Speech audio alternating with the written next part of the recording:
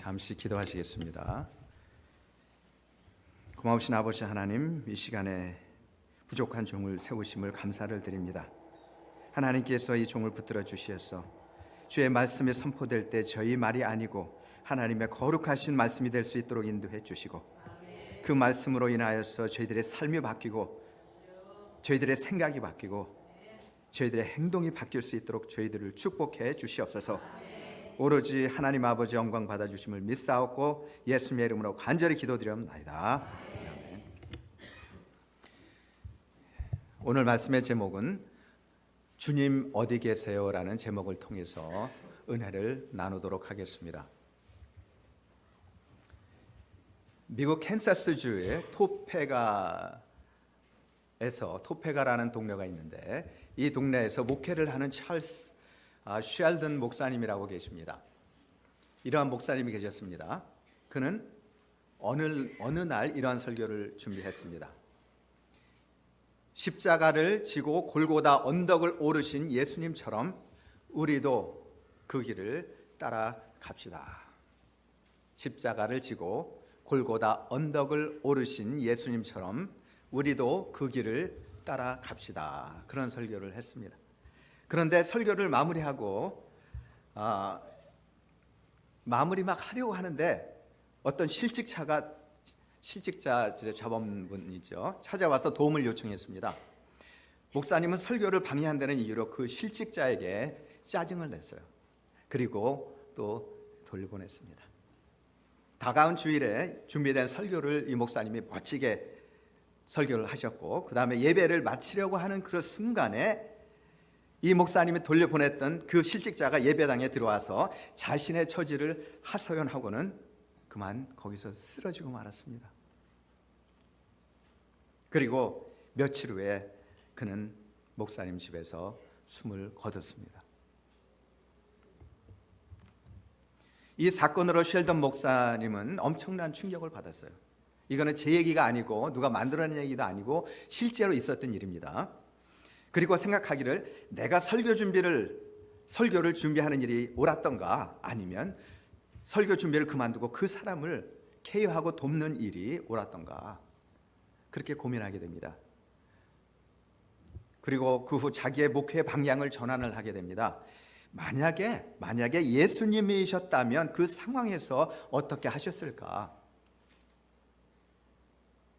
그가 자기 교회 성도들에게 이런 경험을 나누기 위해서 영어로 in his steps 이란 글을 썼는데, 우리나라에서는 이 책을 어떻게 번역을 했냐면 예수님이라면 어떻게 하셨을까? 아마 많이 들어보셨을 거예요. 예수님이라면 어떻게 하셨을까라는 책으로 번역되면서 성경책 다음으로 많이 팔렸다고 합니다. 때로는 저희들이 믿는다고 하면서 정말 내가 하나님의 뜻대로 살고 있나? 아니면 내 고집대로 살고 있나? 내가 주님께 영광을 돌리고자 열심히 기도하고 말씀도 읽는데 내가 내 영광을 위해서 사나? 아니면 필요할 때마다 주님을 내가 혹시 부르짖고 기도하지는 않나? 다시금 한번 생각하면 좋을 것 같아요. 믿음의 사람이 믿는지 안 믿는지 아무런 생각 없이 살아간다면 갈등도 없고 문제도 크게 나타나지 않습니다. 그러나 항상 살아가면서 지금 예수님이라면 어떻게 하셨을까? 이것을 생각을 하게 된다면 우리의 삶에 엄청난 변화가 일어나기 시작합니다. 아멘. 예수님이 저의 영혼의 사관이시라면 어떤 설교를 하실까? 저는 또 그런 생각을 해봅니다. 성도님들의 영적 육적의 삶을 어떻게 보살피실까? 주님이. 예수님이 만일에 직장인이시라면 어떤 마음으로 출퇴근을 하실까? 예수님이 만일에 내 사업을 하고 계시는 그러한 분이었다면 어떻게 내 사업을 운영을 하실까? 예수님이 신문 잡지사 사장이라면 회사의 돈벌이 때문에 퇴폐풍조와 음주 음란과 과대선전 기사를 마구 게재하며 발행하실까? 예수님이 출판인과 작가라면 어떤 책을 펴내실까? 예수님이 재산가라면 그 재산을 무슨 일에 누구를 위해서 사용을 하실 것인가? 예수님이라면 어떻게 하실 것인가? 이 찰스 목사님은 예수님이라면 어떻게 하실까를 성도들에게 1년 동안 서원하고 실천할 것을 권면해서 50여 명의 성도들과 같이 예수님이라면 어떻게 하실까라는 운동을 전개했다고 합니다. 오늘 마태복음 16장 24절의 말씀을 통해서 예수님께서 함께 하시는 세 곳, 제가 맞춘 겁니다. 그냥. 근데 꼭 이것만이 진리라고 생각하시는 말고, 오늘 제가 말씀드린 이 목사님의 삶을 통해서, 그러한 경험을 통해서 만일에 예수님이 나의 삶이라면 내가 열심히 그리스도를 쫓아가고 신앙생활을 하고 주일 성수를 하고 그리고 기도하고 새벽기도 나오고 또 수요 예배 나오는데 과연 내가 어떻게 살아가기를 원하시는가 하는 것들을 이제 제가 간추려서 세 가지로 생각을 해보았습니다. 본문의 말씀 다시 한번 말씀을 드립니다. 이에 예수께서 제자들에게 이르시되 아무든지 나를 따라오려거든 자기를 부인하고 자기 십자가를 지고 나를 쫓을 것이니라. 마태복음 16장 24절 한 절 말씀이지만은 굉장히 깊은 진리를 담고 있습니다. 나를 따라오려거든, 그 말씀을 다시 바꿔 말씀을 드리면 이렇게 하지 아니하면 나를 따른다고 할 수가 없다. 그러한 말씀으로 또 저희들이 재해석할 수가 있습니다. 우리는 예수님을 믿는 사람들입니다. 예수님을 만나기를 원하는 사람들입니다. 제가 몇 번 말씀을 드렸지만 점점 나이가 들어가면 들어갈수록 내가 앞으로 천국에 가는 그 날이 언제쯤 올까? 나이가 들면은 가까워지는 거 아닙니까? 그래서 더 천국에 대한 사모하는 마음이 드는 것 같습니다. 그런 생각을 가끔 해요. 우리는 그 언젠가 저 천국에서 예수님과 마주할 것입니다. 그런데 예수님은 말씀하시기를 내가 세상 끝날까지 너희와 함께 하겠다고 약속을 하셨습니다. 우리의 삶 속에서 예수님은 늘 함께 하시는 것입니다. 지금이나 영원한 세계에서나 늘 함께 하시는 그 예수님을 매 순간순간 확인하시고, 매 순간순간 확인하실 때 우리에게 두려움은 다 없어지고, 그리고 주님께 대한 사랑과 은혜가 충만한 거예요. 왜 그러냐? 성령께서 함께 하시기 때문에, 그리고 우리가 주님을 사랑하기 때문에 함께 하시는 것입니다. 예수님은 전능하신 하나님이시요 장차 오실 자요 병든 세상을 구원하실 자이십니다. 예수님은 나를 위해 십자가에서 대신 형벌을 받으시고 나를 당신의 피로 값을 치르고 사신 그러한 분이십니다. 우리는 이 예수님을 만나기를 원합니다. 그런데 이 예수님은 어디 계시며 어떻게 우리가 만나야 되는지, 제가 늘 기회만 되면 말씀을 드립니다. 세 가지 복음의 그 사형리, CCC에서 말씀하시는 사형리. 첫째, 하나님께서 우리를 사랑하신다. 두 번째, 우리는 죄인이다. 세 번째, 예수 그리스도께서 우리 죄를 위해서 돌아가셨다. 그리고 부활하시고 승천하셨다. 마지막으로 누구든지 이 진리를 믿는 사람들은 다 구원을 얻는다. 그러면 이제 그때부터 주님께서 우리와 함께 하시는 것입니다. 성령께서 함께 하시는 것입니다. 근데 제가 왜 이렇게 세 가지로 또 말씀을 드리냐면은 때때로 그걸 잊어버리기 때문에 잊어버릴 때에 우리에게 다시 우리 자신이 리마인드할 그러한 시간이 필요하고 그러한 기회가 필요하기 때문에 말씀을 드립니다. 첫째로, 예수님은 자기를 부인하는 사람과 함께 하십니다. 예수님을 만난 사람들은 자신이 변화가 되었습니다. 자신을 부인하는 삶이 어떠한 삶인가? 먼저 자신이 변화가 돼야 돼요. 어떻게 변화가 되냐? 우리는 100% 변화될 수 없어요. 죄인이기 때문에. 그렇지만 조금씩 주님께서는 우리가 변화되기를 원하시는 거예요. 어떻게? 주님의 말씀을 읽고 그 말씀대로 순종하며 살 때 성령께서 저희들에게 능력을 주시고 점점 주님과 가까워지는 그러한 삶의 변화가 저희들에게 있어야 됩니다. 예수님을 만난 사람들은 다른 사람들을 변화시키게 되었습니다. 내가 변하니까 다른 사람들이 나를 주시합니다. 그리고 그 사람들이 놀랍니다.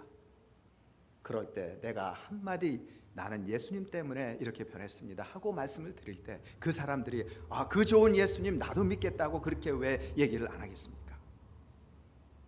예수님을 만난 사람들은 세상을 또 변화시킵니다. 얼마나 세상에 정말 예수님께서 돌아가시고 부활하시고 승천하실 그 당시에 얼마나 리미ted 넘버죠. 정말 제한된 숫자가 예수님이었습니까? 그러나 그 예수님께서 2000년 동안 얼마나 많은 일을 하셨습니까? 그 예수 그리스도의 복음을 아마 지금 듣지 못하는 사람들은 거의 없을 것입니다. 이 복음이 이 세상 땅 끝까지 전해질 때에 그때 주님께서 다시 오리라고 말씀하셨죠. 그날을 기대합니다. 베드로는 갈릴리 호수에서 고기잡이 하던 어부였습니다. 예수님을 만난 후에 많은 사람들을 하나님 앞으로 베드로는 인도를 했다는 것입니다. 사울이 변해서 바울이 됐습니다. 예수를 핍박하던 사울은 부활하신 예수님을 만나고 변화가 되었습니다. 기독교 역사에서 바울을 빼고 기독교를 이야기할 수 없는 위대한 예수님의 증인자가 됐습니다. 예수님을 만나기 전에 삶의 의미를 모르고 남들처럼 살다가 예수님을 만나고 하나님의 뜻을 인생에서 발견하고 열심히 살다간 수많은 증인들이 그 예수님을 증거하고 있습니다. 저는 제가 중학교 때 그런 생각을 했어요. 좀 인생을 너무 평범하게 이렇게 살고 가는 거는 재미가 없기 때문에 저는 중학교 때 뭘 압니까? 그냥 위인전 같은 걸 읽으면은 저렇게 좀 되면 좋겠다 하는 그러한 생각인데 제 나름대로 그냥 평범하게 인생을 끝마치기에는 너무 억울한 것 같아요. 예. 그래서 그때 제가 마음에 사모한 분이 슈바이처 박사였었어요. 슈바이처 박사 우리 잘 알죠. 그 책을 전기를 읽으면서 복음에 대한 거는 전혀 모르고 어리니까 나는 뭔가 좀 다른 사람들을 위해서 일을 하는 그러한 사람이 돼서 좀 그런 인생을 살다가 세상을 떠났으면 좋겠다. 이제 그 생각을 했는데 그래서 제가 슈바이처 박사에 대해서 조금 찾아왔습니다. 나의 생애와 사상이라는 자서전이 있습니다. 여기에 따르면 슈바이처의 부친은 가톨릭 교인이 많은 알자스 로렌스에서 소수인 개신교 목사였고 부양 가족이 많아서 살림이 빠듯해가지고 고등학교도 아버지가 아닌 자식이 없는 작은 할아버지 내외분을 통해서 양육을 받았다고 합니다. 1899년 24살 때 철학 박사, 머리는 참 좋으셨나 봐요. 24살 때 철학 박사를 땄고 이듬해 복음서 연구로서 신학 박사를 학위를 또 땄습니다. 1903년에 슈트라 라부쿠스 대학 신학부의 대학 강사로 근무하면서 성테판 루터 교회 부목사로 목회도 병행을 했습니다. 그 외에 신학 연구, 음악가, 바흐에 대한 연구, 오르간 반주로 굉장히 그때 그 당시에 명성이 높았다고 해요. 참 저하고 이분하고 비교하면은 너무 하늘과 땅 차이죠. 저는 가진 것도 없고 은사도 없고 별론데 이분은 정말 대단하신 분이다. 근데 그런 생각을 했어요. 이 대단한 분이 그 은사를 만일에 자기 명성을 위해서 사용을 한다면 얼마나 사람들이 이 사람을 추앙하고 정말 영광을 받을까. 그렇지 않습니까? 하지만 참 멋있어요, 이분이. 그는 21살의 대학생 시절부터 간직해온 꿈이 있었다고 합니다. 21살 때부터. 꿈을 이루기 위해 다시 의학 과정에 입학해서 7년 동안이나 공부를 했대요. 의사가 되기 위해서 7년 동안. 그래서 1912년에 의학 박사가 되었다고 합니다. 그리고 그 부인도 마음이 맞아가니까 부인도 참 중요해요. 한 분이 하나님의 뜻대로 열심히 하나님을 위해서 봉사하고 살려고 그러면 스파우스가 동력자가 밀어주고 도와주고 그래야지 한 마음이 돼야 되는데 마음이 갈려버리면 아무리 하나님의 일을 한다 그래도 하나님께 영광을 돌릴 수가 없어요. 여러분들 저는 간절히 기도합니다. 여러분들 혹시 조금 마음이 이렇게 좀 하나가 되지 못하는 분들 계시면 기도하세요. 저도 물론 저희는 하나지만은 혹시 그런 부분이 있다면은 하나님 우리 하나 될 수 있도록 기도합니다. 하나 될 수 있게 해주세요. 부인이 간호사 자격증을 땄습니다. 남편을 보조하기 위해서. 얼마나 대단합니까? 그래서 한 공동체가 한 마음이 되고 하나가 됐기 때문에 하나님을 위해서 또 그 불쌍한 영혼들을 위해서 큰 일을 감당을 하게 된 거예요. 그리고 이듬해 38살 때 부인과 함께 적도 아프리카의 람바레네로 건너가 현지 흑인 환자들을 대상으로 의료 봉사를 하게 됐다고 합니다. 헌신적인 의료 활동으로 많은 사람들의 건강을 회복하고 건강만 그들이 회복했겠습니까? 이 목사님이 복음을 전파했겠죠. 슈바이처를 오강가가 그 나라 말로 번역을 하면은 마법사로 불리는, 그렇게 칭송을 받았다고 하는데, 이 마법사가 누구겠습니까? 예수 그리스도 하나님 아버지의 성령님이시죠. 저는 이분이 그렇게 증거했다고 그렇게 생각을 합니다. 세상적으로는 많은 것을 갖추고 편하게 그리고 더 멋있는 인생을 살 수도 있었는데, 예수님을 향한 사랑 때문에 자기를 부인하는 인생을 살았다는 겁니다. 우리의 인생은 어떻습니까? 여러분들 조금이라도 내 자신을 부인하는 인생을 살고 싶습니까? 아니면 나는 그대로가 좋습니다, 그대로 살게 해주시옵소서 하나님, 이렇게 삽니까? 자기만의 독특한, 하나님 앞에 자기만의 주관이 있어야 돼. 내가 하나님 영광을 위해 삽니다. 내가 오늘도 내일도 이러한 일들을 통해서 내가 하나님께 영광을 드리겠습니다. 물론 11조도 포함이 되겠죠. 주일 성수하는 것도 포함이 되겠죠. 수요 예배도 포함이 되겠죠. 전도하는 것도 포함이 되겠죠. 많이 있습니다. 그러나 이제 주님 앞에, 주님 조금씩 내가 할 수 있는 것, 내가 최선을 다해서 하나님께 영광을 돌리기를 원합니다. 이게 바로 자신을 부인하는 그러한 삶인 것입니다. 아멘. 둘째로 자기 십자가를 지는 사람들과 함께 하십니다. 자기 십자가를 지는 사람들과 함께 하신다는 것입니다. 자기 십자가가 무엇을 뜻합니까? 오늘날 교회마다 십자가가 많이 있습니다. 이 십자가는 원래 로마 시대에 죄수를 죽이는 사형 틀이었습니다. 근데 너무 이 십자가형이 극심하기 때문에 로마 시민권을 가지고 있는 사람은 절대로 이 사형 틀에서 아무리 나쁜 일을 했어도 사용하지 못하게 법으로 금지했습니다. 이러한 틀이 바로 이제 십자가의 사형틀입니다. 이방인들 가운데서 로마에 반역하는 사람들을 나무에 달아 죽였다는 것입니다. 십자가는 무엇을 얘기하고 있습니까? 수치를 얘기를 합니다. 그리고 고통입니다. 그리고 형벌입니다. 예수님은 형벌의 십자가를 우리 대신 지셨습니다.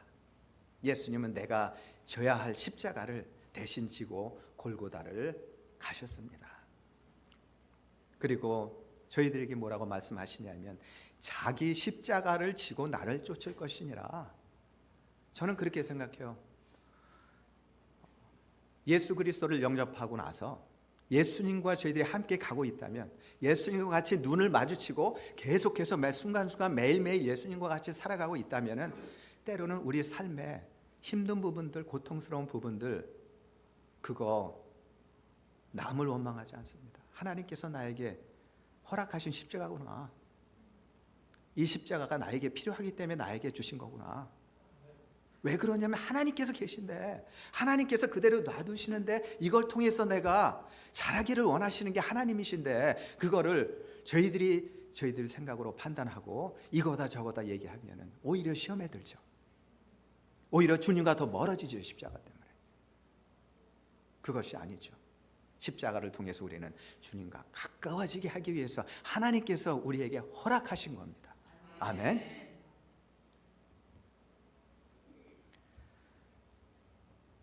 자기 십자가를 져야 됩니다. 그리고 주님을 쫓아가야 됩니다. 우리들이 져야 할 십자가가 있다는 것입니다. 자기 십자가가 없는 사람은 이 세상에 아무도 없습니다. 누구든지 십자가가 다 있습니다. 이 십자가를 벗어 던지지 말고 자기 십자가를 지고 날마다 주님을 쫓으라고 했습니다. 예수님은 자기 십자가를 지고 따르는 사람들을 그의 누구라고 얘기합니까? 제자. 다시 말씀을 드리면, 너희 십자가를 지지 않고 십자가를 벗어버리려고 하느냐? 나하고는 상관이 없다. 그거 조금 심하죠. 꼭 그런 건 아니지만은 십자가가 그만큼 저희들이 져야 될 십자가가 중요하다는 걸 말씀을 드립니다. 어떤 사람은 핍박의 십자가가 있습니다. 어떤 사람은 고난의 십자가가 있습니다. 어떤 사람은 사명의 십자가가 있습니다. 저 같은 경우 아무리 하나님께 사명을 받았기 때문에 아무리 힘들어도 저는 이 길을 가야 됩니다. 사명의 십자가가 있습니다. 어떤 사람은 참아야 할 십자가가 있습니다. 제가 누구라고 말씀을 안 드리지만은 제가 참 그 간증을 통해서 은혜 받은 그 스토리가 있어요. 이 실제입니다. 이거 제가 만들어낸 게 아니라 실제 스토리입니다. 어느 사관님이라고는 말씀 안 드리는데 구세군 사관님 중에 한 분이 이렇게 간증을 하셨어요. 저희 어머님은 천국에 가신 지 20년이나 됐습니다. 저희 가문에서 가장 먼저 예수님을 영접하신 분이셨습니다. 기도를 많이 하셔서 온 자녀들이 다 예수님을 믿게 하시고 그렇게 완고하시던 아버지까지 예수님을 믿게 하셨습니다. 저희 어머님은 새벽기도, 성수주일, 11조 이 세 가지는 꼭 지키셨습니다. 아버지는 농촌에서 일을 하시기 때문에 특별히 주일이라고는 쉬는 날이 없이 일을 하셨습니다. 어느 주일날 아버지는 일꾼을 데리고 들에 나가서 일을 하셨는데요.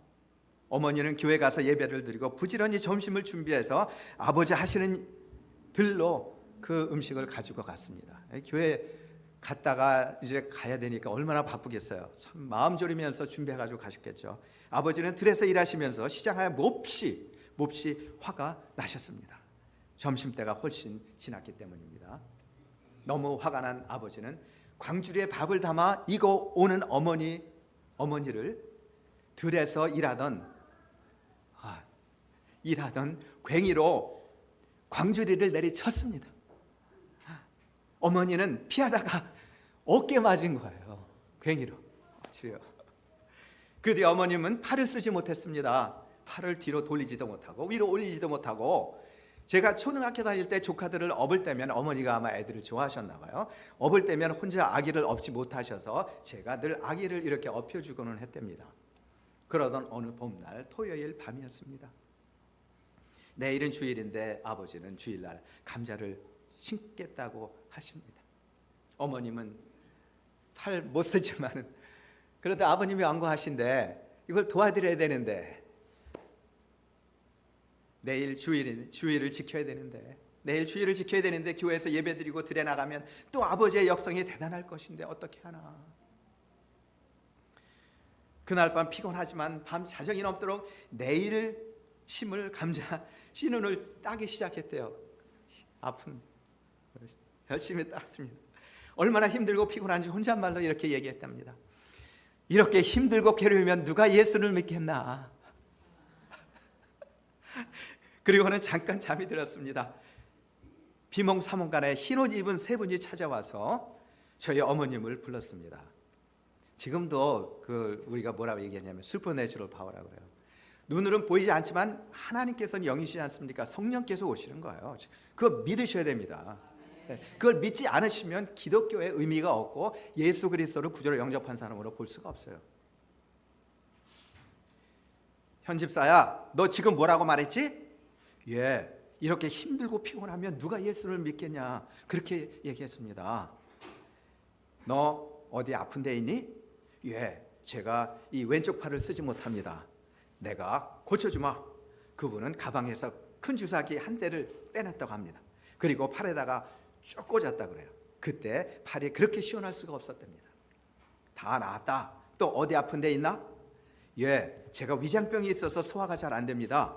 그래? 그것도 내가 고쳐주마. 그분은 또 큰 주사기 하나를 빼서 거기다가 위에다가 푹 찔렀다고 합니다. 배가 시원했습니다. 그 옛날 얘기 같죠? 근데 믿으셔야 돼요. 하나님께서 역사하십니다. 예, 사람마다 다 틀려요. 방법이 다 틀린데 분명히 살아계신 하나님께서는 역사하십니다. 다 나았다. 이제 아픈 데 없지? 그러면서 일어섭니다. 일어서면서 한마디 더 했습니다. 너 예수 잘 믿어야 된다. 예, 명심하겠습니다. 우리는 간다. 안녕히 가십시오. 그리고 방문을 열고 대문까지 나가서 전송했습니다. 그리고 깨니 비몽사몽간이었습니다.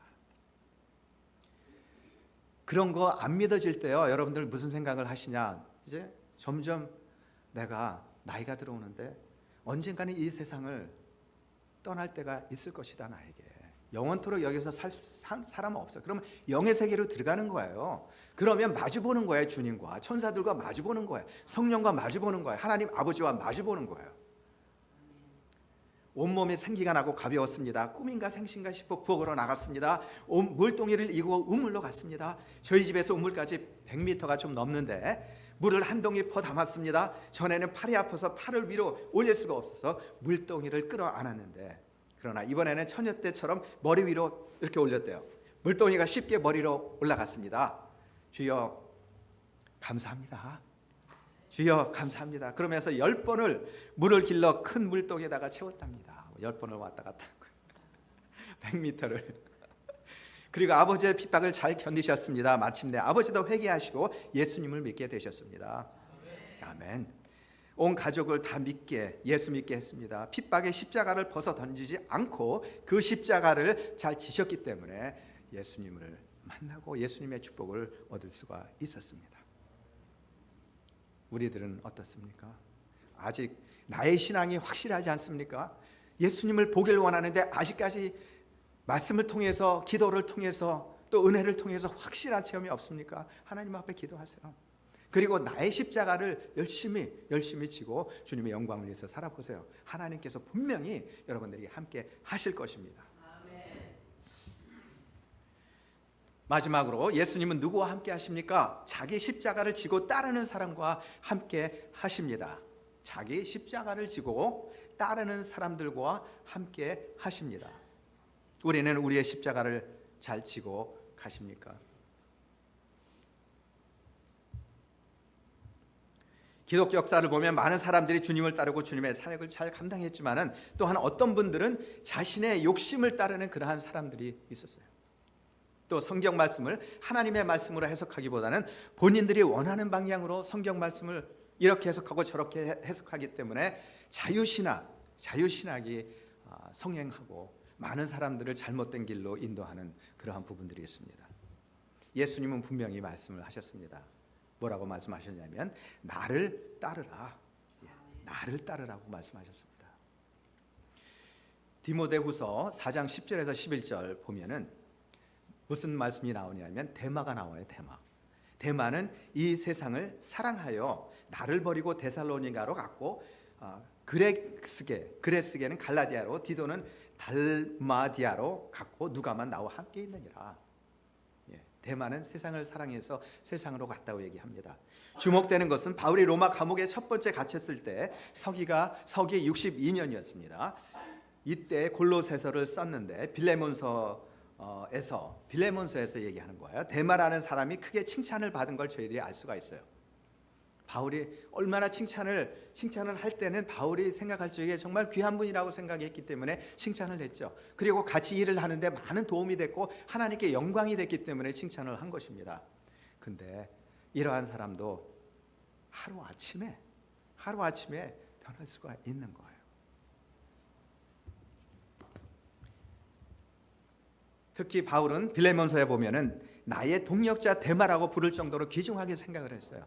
그러나 그 후 5년 후에 서기 67년에 바울이 로마 감옥에서 마지막으로 쓴 디모데후서를 보면은 대마는 이 세상을 사랑하여 나를 버리고 데살로니가로 갔고 디모데후서 4장 10절에 그렇게 기록을 하고 있습니다.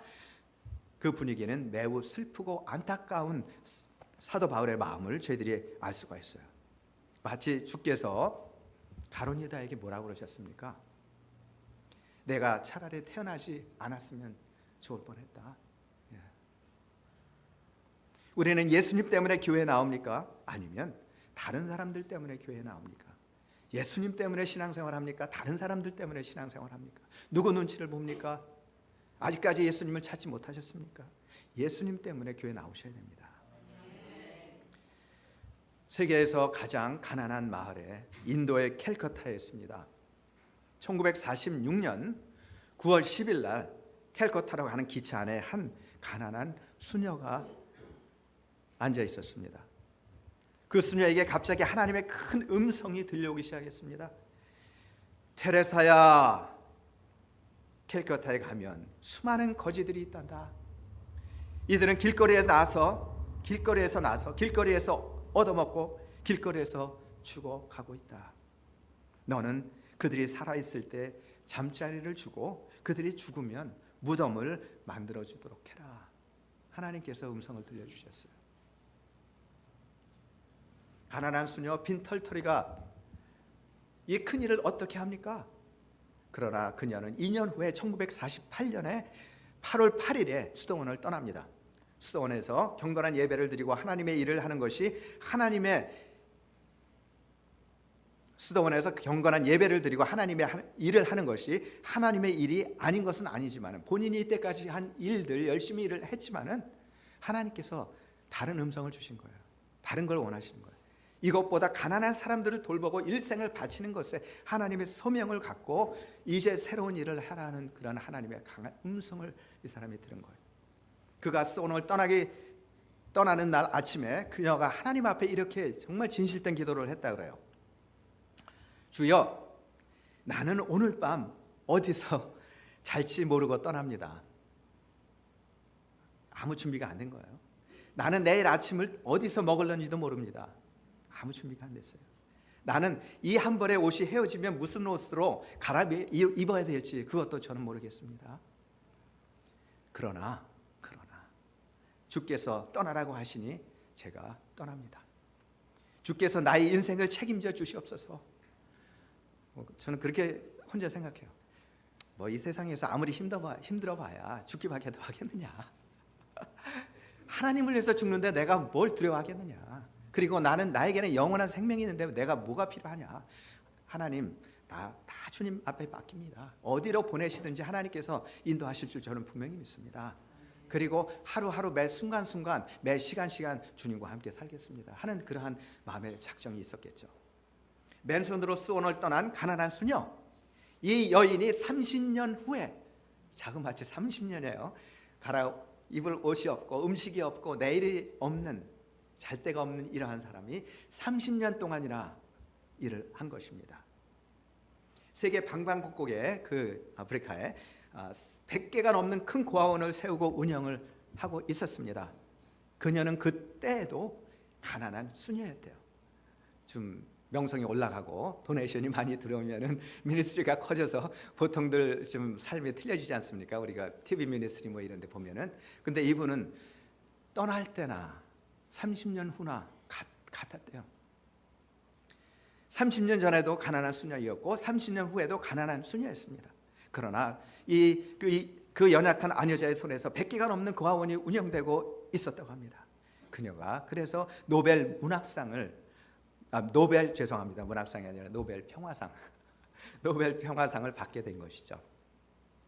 예수님은 세상을 변화시킬 수 있는 사명자를 지금도 찾고 있습니다.